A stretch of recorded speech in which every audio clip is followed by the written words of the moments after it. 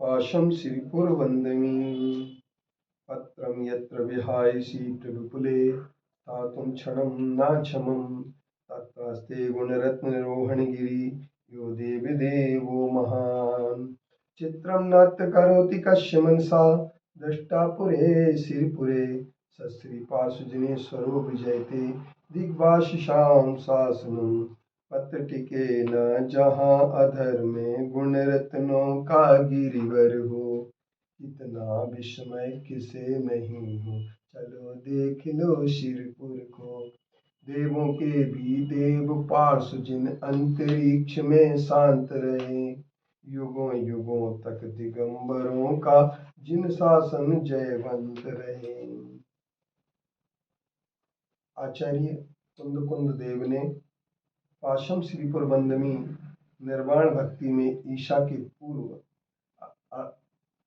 पहली शताब्दी अर्थात 2039 वर्ष पहले लिखा। श्रीपुर पार्श्वनाथ स्तोत्र आचार्य विद्यानंदी जी ने 8वीं शताब्दी में लिखा। शासन चतुर्विंशतिका में पत्रम यत्र विहायसी प्रविपुले स्थातुम क्षणम, ये मदन कीर्ति आचार्य श्री ने 12वीं शताब्दी में लिखा। अंतरिक्ष जिन कथा जिन सागर ने 1666 शक संवत में लिखा।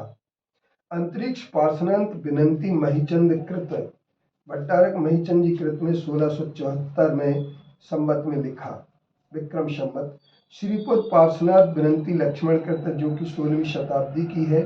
पार्श्वनाथ स्तोत्र पंडित चिमना जी ने 1587 शक संवत में लिखा।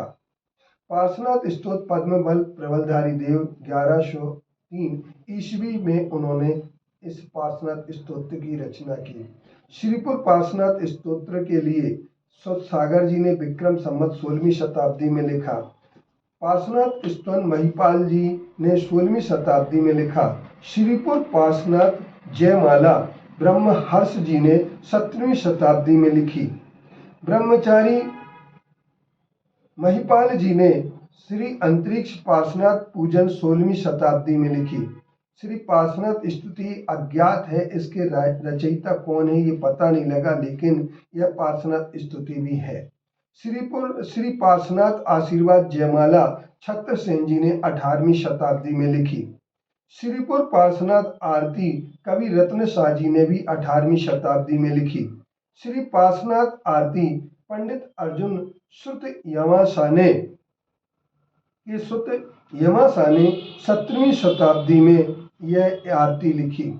श्री पार्श्वनाथ आरती नागपुर की एक भंडारे से पोथी प्राप्त हुई। श्रीपुर पार्श्वनाथ आरती कवि यमासा ने 18वीं शताब्दी में लिखी। इसके साथ साथ हम ये कह सकते हैं कि ब्रह्मजिनदास जी ने 1450 विक्रम संवत में अंतरिक्ष पार्श्वनाथ आरती को लिखा। श्रीपुर पार्श्वनाथ विनंती पंडित जिनदास जी ने 1730 विक्रम संवत में लिखी।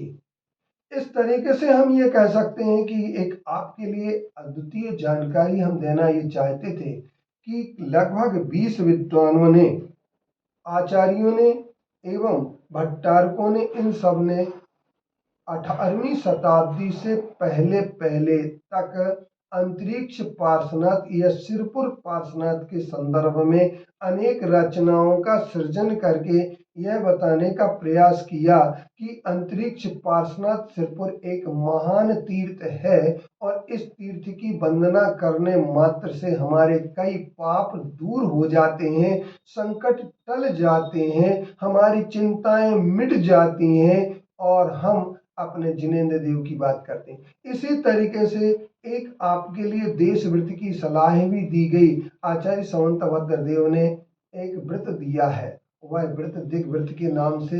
देश व्रत और दिग व्रत दो चीजें होती हैं, शील व्रत के अंतर्गत आते हैं। तो इसके संदर्भ में हम आपके लिए सिर्फ इतना सा कहना चाहते हैं कि हर व्यक्ति को अपने 5 पापों से बचने के लिए एक दिग्व्रत तो अवश्य लेना चाहिए, लेकिन तीर्थ यात्रा के लिए व्रतों का खुला रखना चाहिए कि हम प्रत्येक तीर्थ की वंदना अवश्य करेंगे, क्योंकि यहाँ तक कि मानसोत्तर पर्वत के उस पार कोई जा नहीं पाता है। फिर भी कई लोगों ने प्रयास किया कि नंदीश्वर द्वीप की हम वंदना करें। नंदीश्वर दीप की भक्ति करें तो इन चैत्य और चैत्यालयों की जिन बिंबों की भक्ति करने से हमारे घोर मिथ्यात्व का नाश हो जाता है। और इसी क्रम में भक्ति की रचना करने वाले हमारे जितने भी विद्वान हुए हैं उन विद्वानों ने एक रचना की है। आज मैं आपके लिए भगवान पार्श्वनाथ का निर्वाण दिवस 23 अगस्त को आने वाला है। इस 23 अगस्त को एक प्रतियोगिता रखी गई है, अंतरिक्ष पार्श्वनाथ भजन प्रतियोगिता, भजन रचना प्रतियोगिता, जिसमें हर व्यक्ति अपने भजन की रचना करके प्रस्तुति दे सकता है। और इसके लिए संपर्क सूत्र से आप लोग अंतरिक्ष पार्श्वनाथ से संपर्क से जुड़ सकते हैं। और हम ये कह सकते हैं यह प्रतियोगिता में आप लोग भजन की रचना लिखें, उचित पुरस्कार अवश्य मिलेगा। लेकिन अंतरिक्ष पार्श्वनाथ के नाम जरूर आना उसमें जरूरी है, या श्रीपुर पार्श्वनाथ भगवान का नाम आना जरूरी है।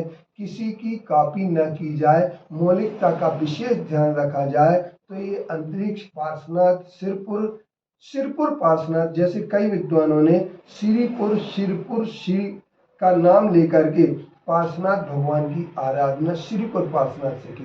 कई लोगों ने अंतरिक्ष पार्श्वनाथ के नाम से की, तो कई लोगों ने पार्श्वनाथ भगवान की आरती करते हुए, स्तुति करते हुए, स्तोत्र रचते हुए, अथवा कुंद आचार्य श्री ने सपाट सीधे शब्दों में सिर्फ निर्वाण भक्ति के अंतर्गत 3 शब्दों में सारी बात कह दी, पासम सिरपुर वंदमी।